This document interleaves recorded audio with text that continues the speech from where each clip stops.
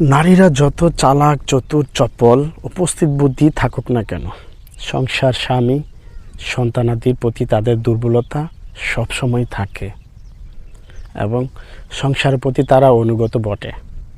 মানিক বন্দ্যোপাধ্যায় পদ্মা নদী মাঝির উপন্যাসে লিখেছিলেন, যুগে যুগে নারীরাই জুগিয়েছে পুরুষের কর্মপ্রেরণা। তারই ঠিক প্রমাণ যেন, তারই ঠিক বাস্তবতা যেন আমার পেছনে দেখতে পাচ্ছেন। একজন কৃষক ভাই জমি নিড়াচ্ছেন। কৃষক ভাইয়ের সাথে তাহার সহধর্মিণী জমি নিড়াচ্ছেন। নারীরা চায় তার স্বামী একটু নয় অনেকটা ভালো থাকুক। নারীরা চায় তার স্বামী সেফটি থাকুক। নারীরা চায় তার স্বামীর কাজটুকু যেন সহযোগিতা করতে পারি।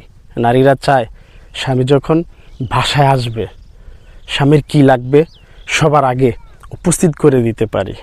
নারীরা চায় অতিরিক্ত শীতে স্বামীর গোসলে পানিটা যেন কোমল গরম করে দিতে পারি।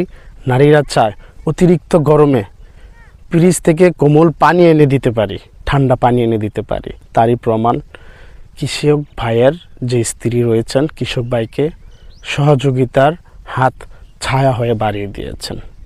প্রত্যেকটা নারীর আস্থাভাজন জায়গা তার স্বামী, ঠিক তার স্বামীর আস্থাভাজন জায়গা একজন স্ত্রী হয়ে থাকে। একজন স্বামীর পথ চলা, একজন স্বামীর ভবিষ্যৎ, একজন স্বামীর ভালো মন্দ নির্ভর করে কার উপরে জানেন? স্ত্রীর ওপরে, সহধর্মিণীর ওপরে।